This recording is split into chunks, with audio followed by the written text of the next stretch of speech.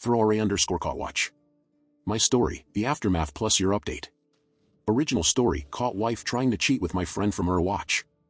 Hello, it's been a year since I posted on Reddit, so thought it would be fitting to post my story along with a year update. I fixed the grammar etc. on the first post as I was drunk. Cheers.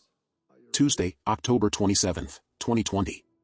I'm writing this from my phone, so bear with me if it's formatted wrong. So last night my wife of 7 years decided to have a chill out night.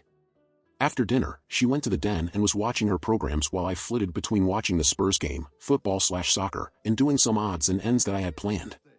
Next thing I know, she's got the wine out and has had 2 bottles of the stuff. At around midnight I went to check on her and saw she was out cold on the couch. I went to scoop her up when her watch thing buzzed and a message popped up on the screen. It said something along the lines of, haha, I can't do that, my name would knock 7 shades of shit out of me, tongue sticking out. I wondered what the fuck that was all about, so I pressed on it, and it was a conversation between my wife and a friend of mine. Now I wouldn't say this guy is a close friend, but he's someone I've played 5-a-sides with for years, drank with and have known since we were teenagers.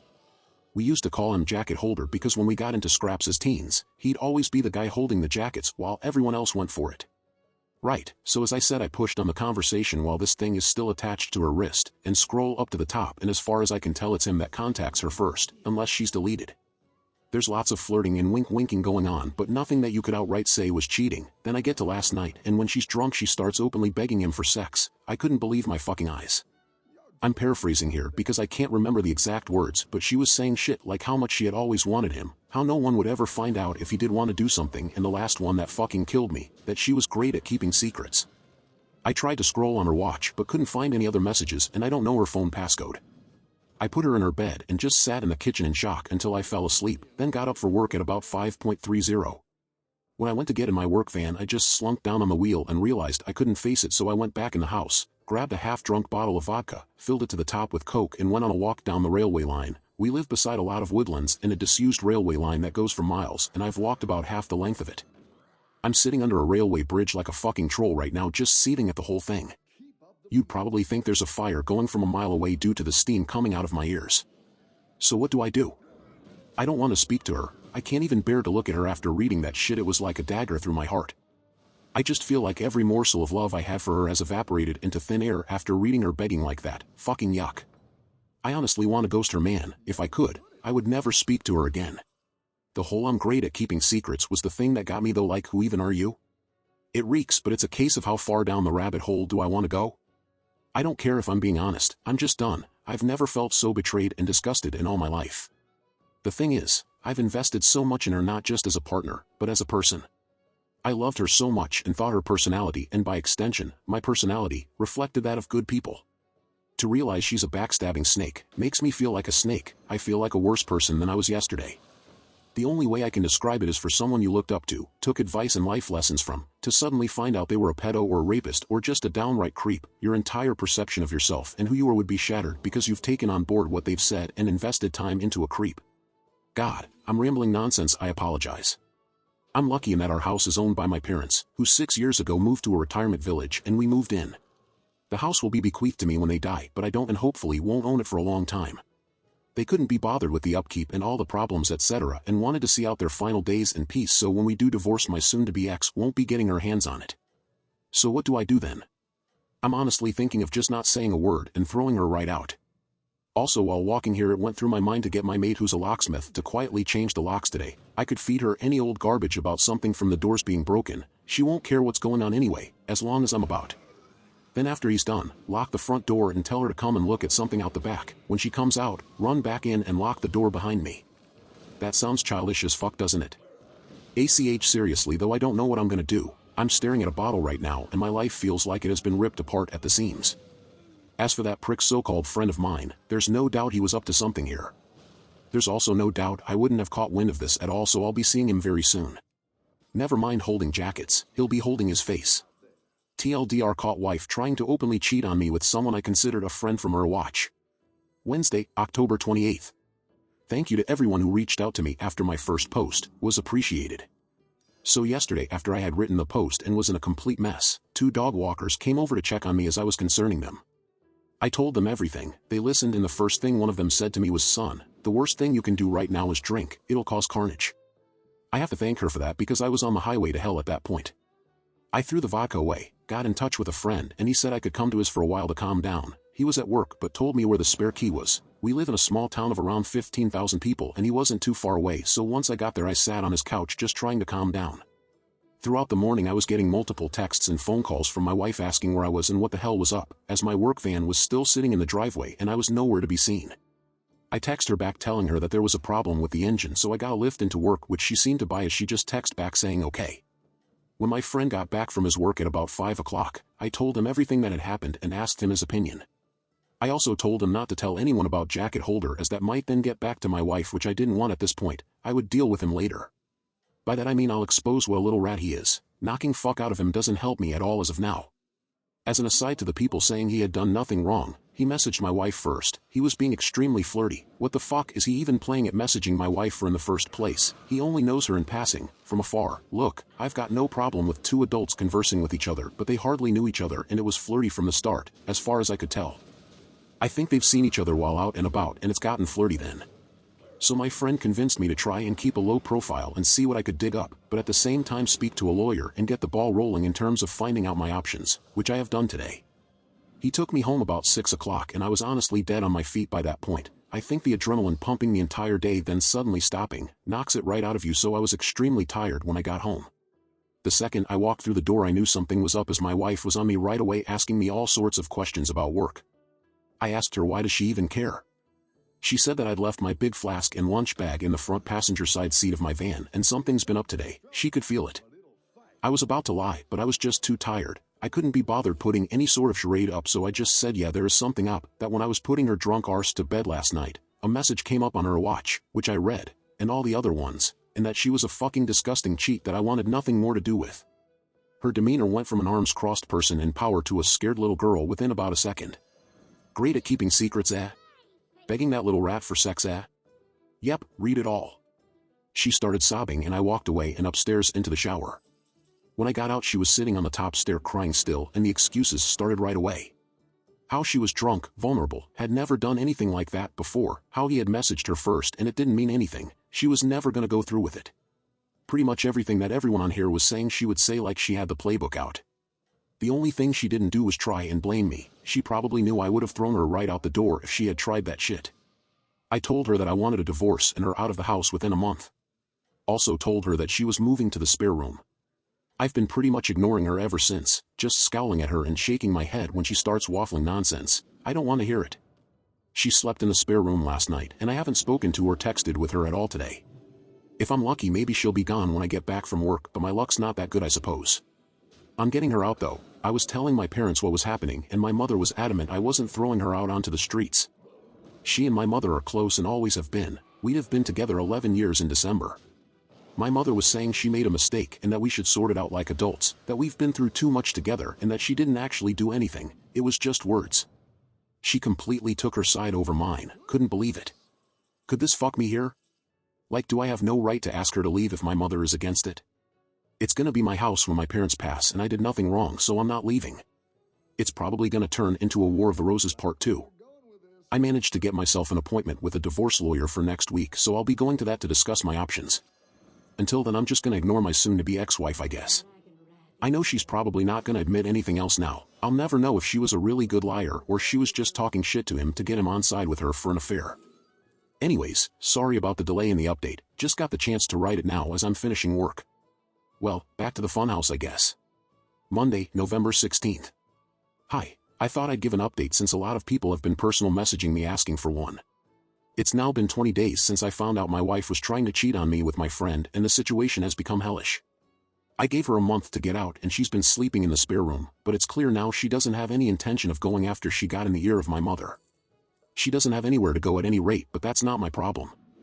I've seen my divorce lawyer multiple times, and am now in the process of drawing up a divorce petition and having my wife serve divorce papers. I've also opened my own bank account and taken 50% of the balance from our shared account. The atmosphere around the house has been weird, to say the least. The living room has turned into a no man's land where no one frequents as we both spend the majority of our time in our rooms. I've also intentionally been working late a lot so I don't have to interact with her much. I had been completely ignoring her, but after reading about the 180, have started implementing that and been civil if a little cold towards her. I'm so glad I did this, as I was beginning to feel like a monster refusing to acknowledge her existence. It was not the right way to behave, and I ended up feeling like the one who had wronged her, rather than the other way around. The only time I broke from the 180 was when I walked into the bathroom last week and she was sitting on the floor by the bath crying. I helped her up and instinctively hugged her, though it was more of a there type hug than one with much love attached to it. The sad thing is that I'm so suspicious of her now that I wouldn't put it past her to be waiting on me coming in so she could put on a performance. The thing is that probably isn't even true, but this is the sort of shit that's going through my head in this environment. It's just toxic. She's been crowing about how she'll do anything and everything to save this marriage, anything to prove to me that it was just a silly mistake, so I brought up a lie detector test. I don't plan on ever getting one done, wouldn't even know where to start, I just wanted to gauge her reaction. She was all for it, well until a few hours later, when she came to me, tablet in hand, going on about how inaccurate they are, and that anxiety and nervousness can throw up false readings, and with her and her anxiety disorder and all. I just laughed, wasn't even a normal chuckle either. It started as a bit of a cackle and ended in a childish giggle. It appears she would do everything to save this marriage, well, everything except take a lie detector test, that is. It doesn't even matter anyway. I meant what I said in my original post. Every morsel of love I had for her dissipated into the atmosphere after I read her say those horrible things. I don't see her as my true love anymore, the person I could tell anything to and would trust with my life. I just see trash that needs to be taken out before it stinks the place up. Jacket Holder has been the talk of the town since I exposed him to our friend group a few weeks back. It's safe to say he has no friends left among us and has been completely ostracized. I tried phoning him a few times, but he refused to answer, then blocked my number. Fuck that little rat, I hope it was worth it. I've spoken to my mother multiple times about this and during a heated argument asked her why she was taking my wife's side. Like, was there something she wasn't telling me here? What was she expecting? Us to live like roommates? Go on like nothing happened? It's ridiculous. She said she has always seen my wife as the daughter she never had but always wanted.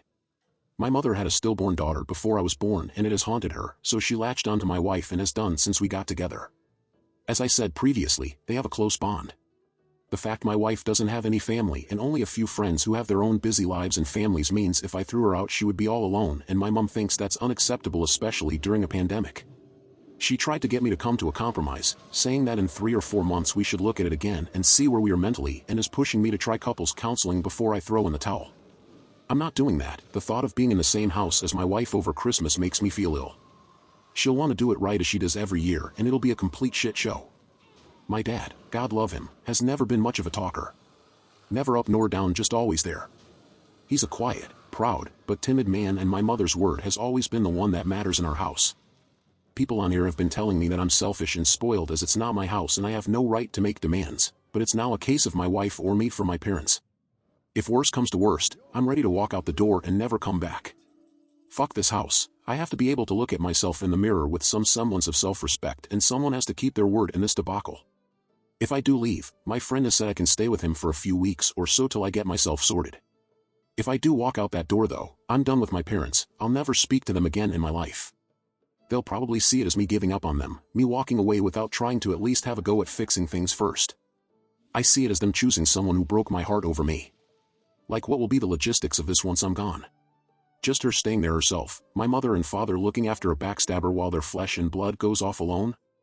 A little more info on the house. My parents let us move in a year after our wedding. It was an apparent belated wedding gift, although that was just the chatter from them at the time. They were always planning on moving out and moving us in. I've spent tens of thousands on it over the years, but that's neither here nor there. I have fantasies of leaving this all behind, going somewhere new and starting again, but I don't have anywhere else to go. I've lived in this town all my life. It's all I know. Am I being too harsh here? I'm literally ready to slingshot my parents right out of my life, but I feel so torn. Why am I the one who has to lose everything and everyone? I've tried to be good, and I always thought you make your own luck, and that good things happen to good people. Maybe I'm not as good as I think I am. Maybe I deserve all I fucking get. Wednesday, December 2nd. Well, since this morning I no longer call that house home. I saw on the calendar that my wife had a hospital appointment with her ophthalmologist, so knowing she would be gone for a few hours, I took that as an opportunity to get my stuff together and move out, which I have. After getting my things moved and sorted, I put the house keys on the kitchen table, along with the divorce papers I received from the divorce lawyer last week, and was on my way. I've blocked both my wife and mother's numbers, and any communication I have with my wife going forward will be done through my lawyer. In terms of my living situation, I'm staying with a friend for a week or two, but hopefully, I should be in my own rented place before Christmas. I haven't spoken to my parents in a few weeks. Last time we spoke was via text, and I tried to tell my mother, in explicit detail, the things my wife was saying during her texts to Jacket Holder. Why it hurt me so much, and why I didn't think it was her first time doing it with the whole "I'm great at keeping secrets" comment, and thus could never trust her again. My mother texted back saying she couldn't speak to me when I was like this, and she would let me cool off. She tried to phone me a few days ago and I blanked her call, and has said a bit further up, since today I've blocked her number. I feel so let down by my parents, and at this point, it almost feels worse than the original betrayal from my wife. The way I'm feeling right now, I don't think I'll ever speak to them again. I think in times of strife, you look to your family to be strong for you, to be a rock and give you, the wronged one, support. My parents have been weak. They've made me feel like the one in the wrong, like I'm overreacting, and it's me that's ripping this family apart. Well, it's not. I never asked them to move mountains for me, just move my cheating wife out of the house, and they made their choice.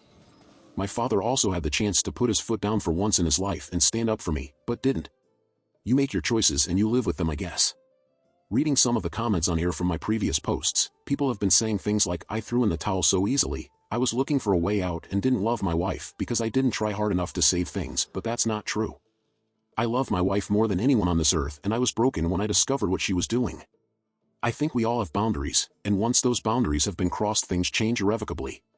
When I read those horrible texts, something changed inside of me. I fell out of love with her, like being snapped out of a spell in the movies. Anything tried after that is just delaying the inevitable. I have to say that I'm interested in the whole dynamic of their relationship now that I'm gone. Like, are my parents gonna continue supporting her knowing that it has finished their relationship with their son? As for me, I'd love to travel. My wife hated flying, so most of our holidays had been to southern England, the likes of Newquay and Torquay in Cornwall and Devon, so it would be great to travel abroad again. The last time I was abroad was when I was 20 for a mate's holiday in Greece, so 13 years ago. I'd love to see a bit of America, so once this pandemic calms down, I've definitely got my sights on the States. Thanks. Bye. Wednesday, May 26, 2021. It's been over 7 months since I first posted on Reddit, and I honestly thought that was it for me, as I didn't need any more advice.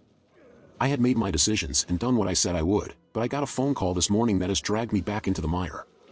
I have moved 15 miles away, changed my phone number, and am still in the process of divorcing my wife. She has completely ignored all the requests from my divorce lawyer to cooperate, which has hindered things. We're now in the process of putting in an application for deemed service and trying to have her served officially by the courts. If she continues to ignore, then I can proceed with a divorce without her input. Well, this morning while at work I got a phone call from my friend telling me that my dad was trying to get in touch as my mother is not well, and would it be okay if he gave him my number. I said okay, and my dad phoned to tell me Mom is in hospital. She's stable though not great. Obviously, I was shocked as I've not heard my dad's voice for so long. It was also the most emotional I've ever heard him. He told me my mom really wants to see me, so would I meet him at the hospital tonight and go in and see her with him. I said okay, and I've arranged to meet him outside the hospital. I ended up going home from work as I couldn't concentrate, and I'm climbing the walls here wondering if I've made the right decision, wondering if I'm about to get dragged back into the shit show that I walked away from. I've never felt so nervous in my life, and the lack of control I have over the situation has sent my mind spiraling in lots of different directions. I feel like I'm walking into a burning building blindfolded with no idea where the exits are. Why does she want to speak to me now? Has she had a change of heart? Unless she's also had a personality transplant while in there, I find that unlikely. Will my wife be there? I have no interest in ever seeing her again. I'm still angry about what transpired with them and the way they took my cheating wife's side over mine. I've been going back and forth in my head about going at all, but I will go. I was also thinking about seeing if she wanted to speak over the phone instead, but not sure if she would do that or even if she's well enough. I feel like the bad guy here and that I might have caused this from walking away. How would you handle this? Saturday, May 29th. Sorry about the late update. I've spent the last few days trying to digest what happened and how I feel. So I did end up going to the hospital on Wednesday night after much toing and froing. I was genuinely about to back out at the last minute as I felt my bottle crashing, but I needed some closure and knew that I wouldn't forgive myself if I didn't go when something happened. When I drove into the hospital car park, I had this surreal feeling of paranoia and was half expecting my wife to jump out from behind a bush or something. I met my dad at the entrance and it was pretty awkward as he tried to hug me and I said no. I then said if my wife is here in any way, shape or form, then I'm about turning and out the door. He assured me she wasn't, and we made our way to the ward where Mom was. When I saw my mother, I got the fright of my life as she looked like she had been in the wars. Never have I seen her look so frail. She's got an extreme black eye, also a lot of bruising and purple/yellowness down one side of her face. She took a serious fall, broke 2 ribs, shattered her elbow and banged one side of her head/face on the ground. So elbow, ribs then head in that order as she went down. She looked zombified but perked up when she saw me. She told me how much she's missed me, and that she wasn't sure she'd ever see me again. I told her if she had really wanted to get a hold of me she could have done. We spoke for a bit about what exactly had happened, and how she was down for a few hours before my dad found her. Also that she was determined to get back to normal and mend bridges with me. I brought up my wife and that I had been pushing for a divorce, but she was either ignoring the letters or wasn't getting them, so I asked if she's still in the house. Mom admitted she was and Dad started to look uncomfortable. I just looked away in disgust. Mom started saying how lost my wife is without me and that she's not in a good way. I knew then that nothing will change. She's not had an epiphany or seeing things from a new perspective. She just wants the status quo back. She said that the house is my home and always will be, but I told her I don't want it. It means nothing to me anymore and all it holds are bad memories. I stayed for under an hour all in all. When I left I said if I want to get in contact I will, but don't be waiting over the phone for me to call, as you might be waiting a while. When Dad walked me out he asked if I would keep in touch with him and I said I would. Whether that's right or wrong I don't know, time will tell. When I got home my emotions were a bit all over the place, from sadness to anger, but I'm glad I went. Couldn't help think about my wife as well, and what she once meant to me. It'll never not hurt. When I think about everything that's happened in the last 7 months, it honestly doesn't feel real. The speed at which everything fell apart was just spellbinding. I know life comes at you fast, especially when you're not paying attention, and I wasn't paying attention. It was just sheer luck I found out about her trying to cheat on me, cosmic coincidence, nothing more. I never saw the signs or put everything together. I just saw something on her watch and it tore my fucking life apart. I know now that it wasn't the only time. I know it in my heart. I see what she is and feel no love for her, only contempt. I feel she stole the best years of my life. When I think about all the good times, they're just soured. It feels like someone else's life, not mine. My friend was saying I should see a therapist or something to try and let everything out, or else this will fundamentally change who I am and the way I build relationships going forward. That's something I'm going to do, I think, as I do feel a bit broken inside. The last 7 months have been the worst of my life, but I'd rather they happened than been kept in the dark. I'm just hurt that it happened the way it did, but you can't choose the way someone fucks you over, I suppose. You just have to learn from it. I remember reading about loyalty being the most undervalued character trait, and I see that now. It's probably because you don't really know if someone is truly loyal to you until, well, they're not. It's not something you deal with every day, but now more than ever, I know how important a trait it is. Tuesday, July 20th. Hi, so I thought I'd post an update to my previous post, as quite a few things have happened. Firstly, I'm now in the home stretch in terms of divorce from my wife. She has signed the divorce papers and sent them to my divorce lawyer, so all that's left now are the formalities. She sent me a message via my dad, where she said she's sorry for not letting me move on, that she thought she could save things but now she knows she can't, and she has to move on for her own well-being. I thank her for seeing sense. She doesn't want anything in the divorce and said she's going to move out of the house when she can get on her feet, which I'm okay with. In terms of my mother, I haven't spoken to her yet, but my dad said she's doing a lot better after getting out of the hospital and getting some normality back. I don't know how things will pan out with them, but I've said that if the house is going to be mine then I want them to put it into my name now, to give me some security, then we can start trying to build bridges. We'll see how that goes. My biggest battles ahead are in my head, and trying to get over everything that has happened. The brain is a wonderful yet frightening thing. To give you an example, I can still taste the truffles I scoffed, then threw up, at my grand's house when I was like 5. I've never eaten truffles again, but I can still taste those fucking things 30 years later when I think about it. What I'm getting at is I don't want to harbor thoughts, feelings, and opinions about everything that's happened 30 years down the road. I don't want to be one of those older people who's had everything good knocked out of them by the pain of life. You often hear about those people, how they used to be good, kind or funny, but somewhere along the line, they've had experiences that have forever changed them, turned them into a person they never wanted to be, and all that's left is pain. I don't want to be that person. I have to let this pain go before it consumes me. I have started therapy and spoken to a psychiatrist both over the phone and in person, and it has helped me a lot to speak candidly about everything, if only for a little while. My psychiatrist also said something to me that really struck a chord. When I was moaning about how my best years were behind me, she said, "Your best years are the years you've got left." What I think she meant is the past is gone, it doesn't exist, except in your mind, but the here and now does, and you can choose to make the most of it, or live in a past that isn't real to anyone but you. It's definitely a phrase I'm going to try and remember when I feel down. I said in one of the previous posts that I wanted to travel, and that is finally happening. My friend is committed to coming with me, and we're booking a flight to New York at the beginning of October for a week. Really looking forward to it. Always wanted to see New York when the leaves change. Reminds me of that movie You've Got Mail. I want this to be just the beginning of my adventures in terms of traveling. I want my latter 30s to be littered with memories from escapades I've had abroad. Well, that's the plan anyway. All I know is that for the first time in what seems like a long time, I'm waking up with hope in my heart and walking with a spring in my step. If that's not progress, then I don't know what is. Wednesday, October 27th. Well, it's now been a year since my first post on Reddit, so thought it would be fitting to give one last update and end things here. First things first, I'm now officially divorced. Feels like a weight has been lifted, but also a firm end to what was nearly a third of my life. I actually saw my ex-wife for the first time since last December as I was walking into a shop in the town center about a month back, after visiting a friend. She was opening the door to walk out just as I was walking in. We were both wearing masks, but I noticed it was her right away, and we made eye contact. She mumbled something that I couldn't make out, then we just sort of stared at each other for a few seconds, then I walked inside. As I was walking around the shop, this feeling of utter sadness just enveloped me, and I had to take a minute to compose myself. It just goes to show, all it takes is one look for you to feel straight back to square one. Do I miss her? No. I miss the person I thought she was, but that person doesn't exist anymore, if she ever did. I don't wish her hurt or hardship though, I really don't. I just refuse to move forward any longer with hatred in my heart. The only person it'll burden in the long run is me. I also found out from a friend's girlfriend that she was sure she saw my ex-wife outside a pub in the city, all over another guy a couple of years back.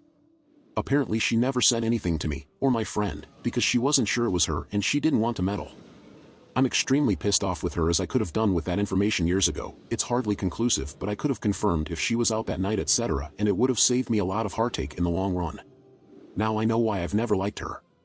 One of the reasons we wanted to book a flight to New York in October, apart from wanting to see New York in autumn, was that the travel ban between the USA and UK was supposed to be lifting in September for fully vaccinated travelers. Unfortunately, that has now been moved back to November 8th, which has put our plans into limbo. My friend also can't get the time off work now till the new year, so if I'm to go then I'll have to go alone, which is a bit shit since we were both invested in going together. I'm pretty set on going in the new year with him, though I'll have to think things through more thoroughly. One thing this pandemic has consistently been able to do is throw up curveballs, so I really can't complain or say I'm surprised. I'll get there though, by hook or by crook. This is just the start of my journey in that regard, remember? I'm struggling when it comes to my parents, and that all I feel towards them is complete apathy. I'm just having a difficult time feeling anything, and no matter how hard I try, I don't think that'll change. My dad has tried to build back the relationship again, but I just don't care anymore. That might sound harsh, but it's the truth. I said in my last post that I wanted them to put the house in my name, though I haven't followed up on that. I think I was just angry at the time and wanted to assert some dominance at the outset of our conversations, but I really couldn't give a fuck about that house. I think I would rather live in the house from Nightmare on Elm Street than there. It wouldn't change anything anyway. It can't turn back time, unless it's turned into a time-traveling house since I've gone, or circumvent what they did. It's just a sad consequence of the choices they made. To anyone out there thinking of forgiving a cheater, please don't, I implore you. You're flogging a dead horse. Don't be that person, desperately scrambling to put out fires started by your cheater partner while they gleefully reignite them. I feel stronger than ever after everything that's happened, and reading a lot of infidelity support forums in the last year, that you're letting yourself in for a world of hurt if you don't cut your losses. Kind of a relevant story, but at the start of the year, I had a really scary experience when I cut the back of my trouser leg on a metal bin while brushing against it at work. I never realized it had caused a cut until I went home, and when I went to bed at night, I felt kinda weird. I woke up about 2 a.m. and my leg was pulsating. I felt deathly ill, was seeing double, dizzy, and was alternating between a severe fever and chills. I understood right away it could be sepsis, so I phoned an ambulance, which they said was going to be 2 hours plus as it was a Friday night and at height of COVID, and my thoughts were doing light speed laps around my head while I was hyperventilating like crazy. Do you know the only thing that calmed me down when I was freaking the fuck out? I accepted that I was possibly going to die, and then for some reason, I just didn't feel afraid anymore. I don't know if it was the whole accepting fate state of mind, but when I accepted that it might be over, it took all the permutations out of the equation and everything became very simple and calm. I've been thinking about it a lot lately, and when I think about cheating/betrayal, I feel very similar. You have to accept that what you had is over. It's long gone if someone is willing to plunder such depths and stab you in the back so mercilessly for their own gratification. Fighting that unwinnable battle is noble and all, but when you're pissing into the wind with lottery odds of success, is it worth it? Is it worth the pain? I don't think so. I understand everyone has their own situations with kids, etc., but some fights are just straight up folly. Accept that it's over and things will quickly become clearer. That's just my view. It's only after we've lost everything that we're free to do anything. Tyler Durden, Fight Club. It's funny, I haven't written about my thoughts and feelings since I was in high school. I work up roofs for a living. This experience though has coaxed that side out of me, a side that I had pretty much forgotten existed. If something good has come from this fiasco, it's that I'm not going to bottle things up any longer. It's been cathartic for me to get things out there and see the bigger picture of my situation. Writing things down has helped me more than I ever imagined, so it's something I'm going to continue to do, even if it's just writing to myself on a journal or notepad. I think there are instances in your life, when all said and done, that you can put a pin in and say, things were on a knife edge that day and could have gone either way. I shudder to think what would have happened had I not reached out for help on here, or seen those dog walkers. I'd likely have been blackout drunk, at death's door in a ditch somewhere, or in jail for firing Darren, aka Jacket Holder, straight through his fucking window frame after going through his house like a tornado. Honestly though, it frightens me to think where I'd have ended up if things had gone south. I was not in a good way, and being drunk, embarrassed and incandescent with rage is a combination that can cause chaos whatever way you cut it. In the end, I'm just happy I made it out the other side without hurting myself or someone else. Most of my posts have been about the ins and outs of what was happening, however, I think the last few have been more about how I feel towards what has happened. Betrayal just renders such passionate and invasive thoughts. There's no action on this earth quite like it. Being stabbed in the back by people that you love? In so many ways it's unique, and the emotions you feel after it are by the same token equally unique. So cheers for hearing me out. I said in my first post after finding out that I felt like a worse person than I was yesterday. Well, after everything that has happened, I feel like a stronger one too. Thank you for reading my story. J.